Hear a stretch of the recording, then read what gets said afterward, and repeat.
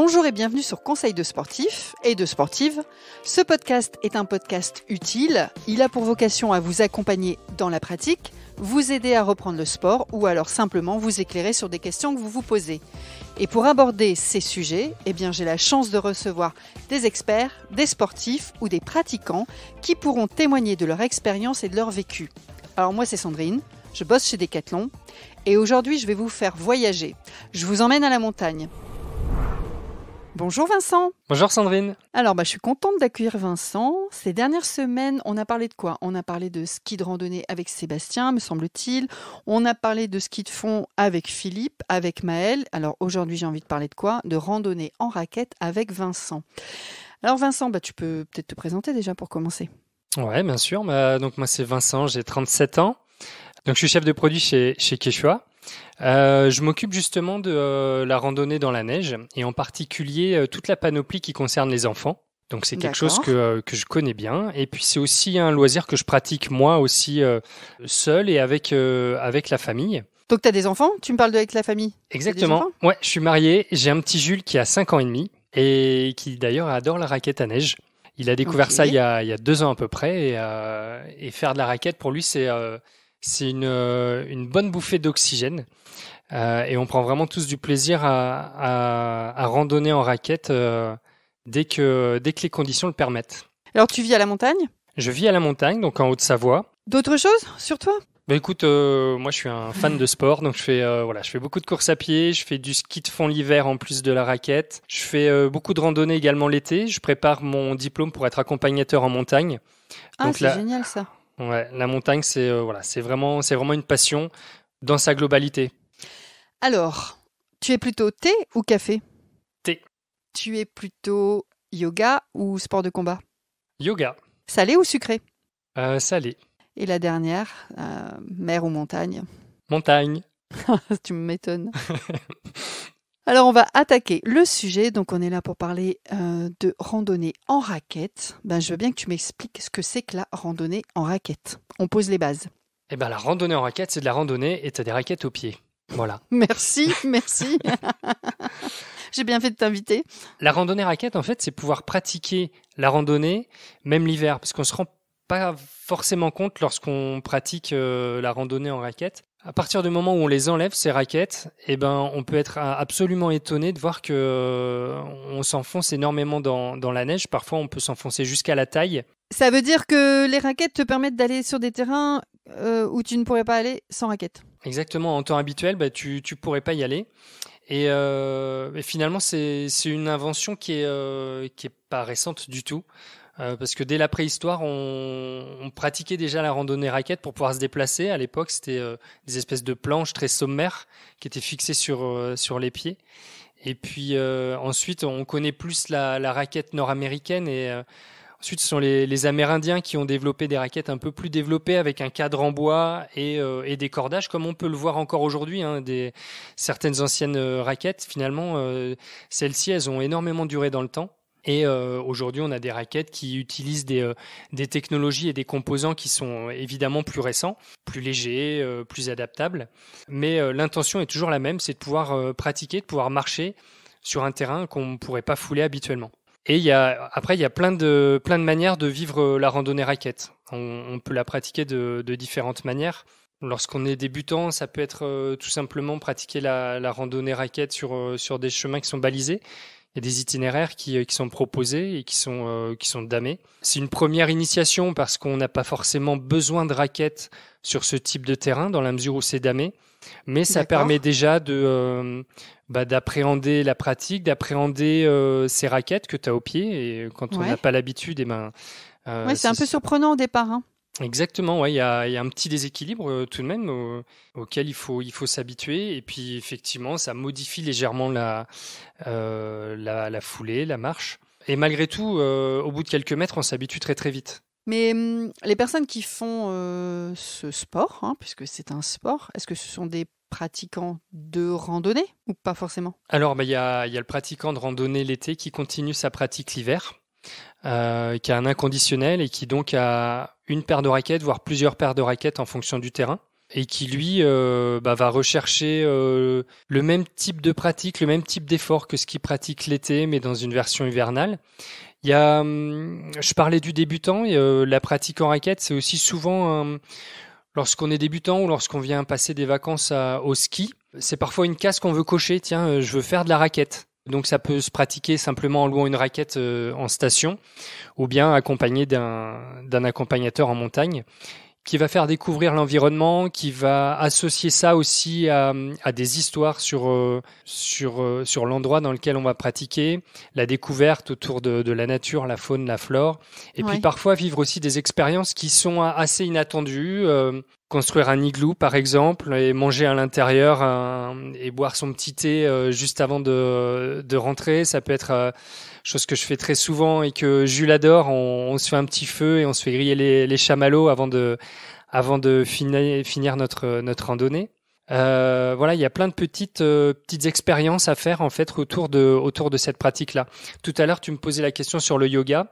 Il y a une pratique qui reste malgré tout confidentielle, mais c'est le yoga raquette. Et je connais pas. c'est très en lien finalement avec le yoga puisque le fait de pratiquer en raquette, ça nous permet aussi de pratiquer dans des endroits où c'est très calme, très apaisé. Ah oui. Ouais. Et où on se retrouve finalement seul face à soi et à la nature.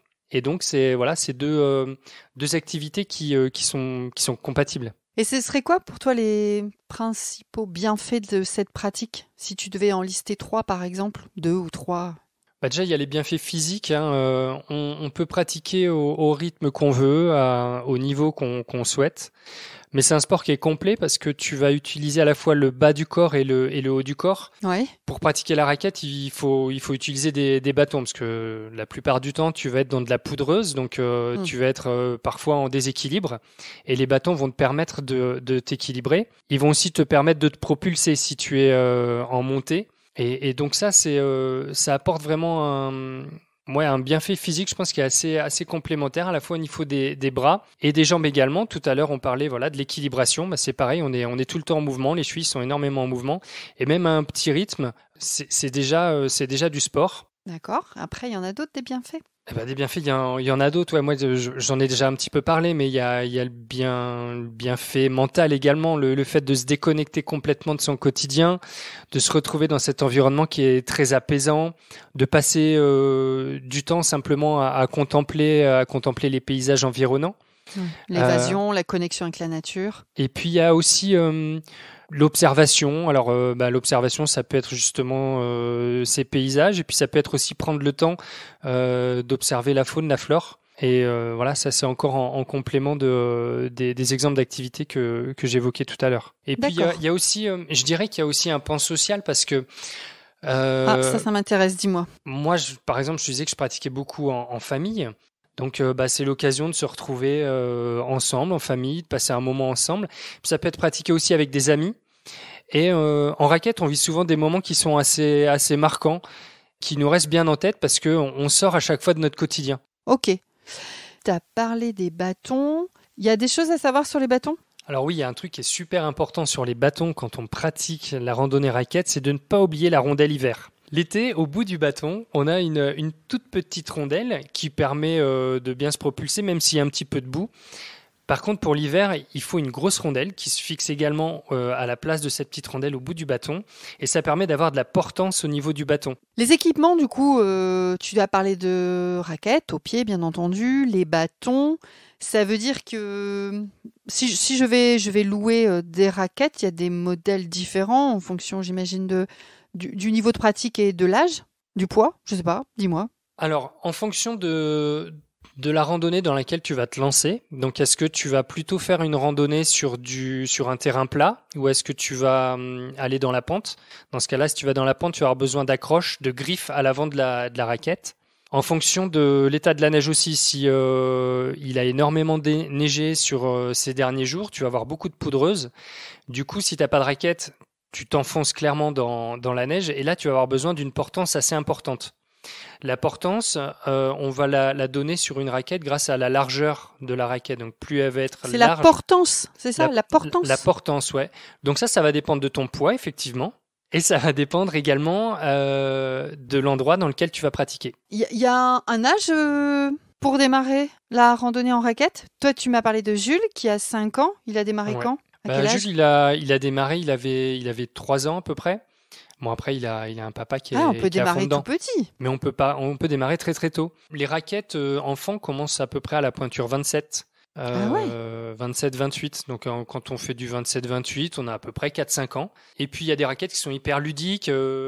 Tu fais des empreintes avec ta raquette et ça devient tout de suite beaucoup plus rigolo que ne faire que marcher dans la neige. Ouais, il y a un petit truc ludique, des pattes d'ours ou des choses comme ça, non? Voilà, ce genre de raquette. Et puis après, il y a aussi la step supérieure où là, je commence à avoir une raquette comme papa, mais faite pour mon âge et pour mon poids. Et où là aussi, Jules, il en est à cette étape-là. Il est assez content d'avoir une raquette qui devient technique avec des griffes où on va pouvoir grimper un petit peu plus. Mais en tout cas, c'est un sport qui est clairement accessible dès le plus jeune âge. Donc de Après, 3 ans à 99 ans. carrément, voilà, ouais. Ouais, ouais. Ce qui serait important par contre lorsque on pratique avec des enfants, ce sera de les motiver, hein. C'est un petit peu, Ah oui. petit peu un enjeu quel que soit le type de rando. Là, Mm. dans la randonnée raquette, même s'il y a la neige, la motivation elle va être super importante. Donc, c'est bien d'apporter un petit goûter, de se faire une petite halte goûter et sans faire un point, une étape sur la sortie. Ça peut être emmener des petits jeux aussi pour jouer dans la neige. Bon, en tout Ça, cas, il faut rendre le parcours ludique, j'imagine. complètement. Mm. Et puis, si on fait une montée, ça va être sympa de descendre en luge aussi, par exemple. Bah, j'imagine, ouais, il faut les motiver à grimper. Bah, d'ailleurs, par exemple, les premières randos que tu as fait avec Jules quand il était petit, c'est combien de temps? C'est, La durée, tu vas c'est en faire combien de temps avec c'est lui? assez court là. Au tout début, quand il faisait un quart d'heure, 20 minutes, c'était déjà bien. Ouais, D'autant que pratiquer dans la neige, ça demande un effort quand même qui est plus important que d'habitude. oui, je valide. Pendant qu'on fait 15 km l'été, on en fera peut-être que 5 l'hiver. Hein, donc voilà, c'est aussi une activité où justement il faut savoir prendre son temps et c'est ce qui participe aussi à cette particularité. Tout à l'heure, tu m'as parlé de parcours d'initiation, de parcours d'AME, oui, c'est Oui, ça, d'AME. ouais. Ces parcours, tu vois, si demain j'ai envie d'en faire en mode solo, en toute autonomie, en famille, je peux retrouver ces informations quelque part sur un site, il y a des cartes, comment je fais? Alors l'idéal, c'est de se renseigner auprès de l'office de tourisme où tu vas pratiquer ta randonnée raquette. Évidemment, ils ont pas mal d'informations en général sur le site internet, mais ils en ont souvent beaucoup plus sur le lieu de pratique, où là, tu vas pouvoir avoir ta carte et pratiquer en toute autonomie sur des chemins balisés en toute sécurité. Parfois, tu as un chemin qui est 100% damé, mais parfois, ils vont aussi t'emmener dans des endroits un peu plus vierges, où Ouais. tu vas avoir de la poudreuse. Alors évidemment, si des personnes sont passées avant toi, ça va se tasser au fur et à mesure. Mais en tout cas, tu as l'avantage et tout l'intérêt de passer par l'office du tourisme et de pratiquer sur ces chemins balisés, c'est que tu pratiques en toute sécurité. Sinon, on peut prendre des cours aussi. Des cours de raquette, ça n'existe pas vraiment. Par contre, faire une Ah, sortie avec un accompagnateur, ça oui. ouais, Soit d'accord. simplement une sortie où toi tu vas dire voilà, j'ai envie de faire telle sortie. Ou alors après, comme je disais tout à l'heure, il y a des sorties à thème qui existent et qui marchent très très bien, où tu vas pouvoir associer d'autres types d'activités comme le yoga que j'évoquais tout à l'heure, Oui. les chamallows que tu vas manger après avoir allumé ton feu. Donc voilà, il y a plein de Ça aussi, petites c'est une activités. source de motivation, en fait. Il n'y a pas que pour les enfants, c'est source de motivation aussi pour les adultes. Ah ouais, carrément. Il y a juste un petit Toi, challenge, c'est de réussir à allumer le feu dans la neige. est-ce que tu voulais ajouter autre chose auquel je n'aurais pas pensé, qui est important de savoir sur la randonnée en raquette? Si tu Ouais, voulais donner envie aussi aux gens alors de il y a autre chose qui pratiquer. est important, c'est on parlait de passer par l'office du tourisme quand tu pratiques et de pratiquer idéalement sur des chemins qui sont proposés, balisés. Après, il y a aussi la possibilité de partir à l'aventure. Et ça, c'est assez magique parce que tu peux passer n'importe où. Il y a par exemple, juste à côté de chez moi, il y a une zone qui est très marécageuse, qui est pas praticable l'été. Et pour le coup, l'hiver, tu passes partout, tu passes où tu veux. Par D'accord. contre, il faut être assez méfiant quand même parce que ça reste la Sécurité. montagne et tu peux pas passer partout. Tu peux pas garantir en tout cas que la sécurité soit là à tout moment. Et c'est important d'être équipé par rapport à ça. Et tout comme le ski de rando, l'équipement qui est indispensable si on part à l'aventure, c'est d'avoir sa sonde, sa pelle et son DVA, son détecteur de victimes d'avalanche, et de savoir s'en servir. Sonde, pelle, détecteur d'avalanche et autre. J'ai pas entendu, il y a eu autre chose, tu as dit, non? Une sonde, une pelle et le DVA qui est un détecteur de victimes d'avalanche. Donc tu conseilles à toutes les personnes qui vont partir en rando raquette d'avoir ce matos avec eux? Les personnes qui vont sortir des sentiers battus, oui, je leur conseille d'avoir ce matériel avec eux. Tout à fait. Ça marche. Écoute, je te propose de partir en randonnée raquette. Tu vas allumer le feu. Tu commences à faire griller les chamallows et j'arrive. Ça marche. Eh bien, écoute, je t'attends là-haut. Merci Vincent. Merci à toi, Sandrine. Pour ces renseignements. À bientôt. À bientôt. Si vous avez aimé ce podcast, n'hésitez pas à le partager à vos amis, votre famille, sur vos réseaux. Vous pouvez aussi nous laisser un commentaire sympathique et des étoiles de préférence 5 sur Apple Podcast. Et n'oubliez pas d'aller écouter les autres conseils et toutes les histoires de sportifs by Decathlon sur toutes les plateformes d'écoute. Merci.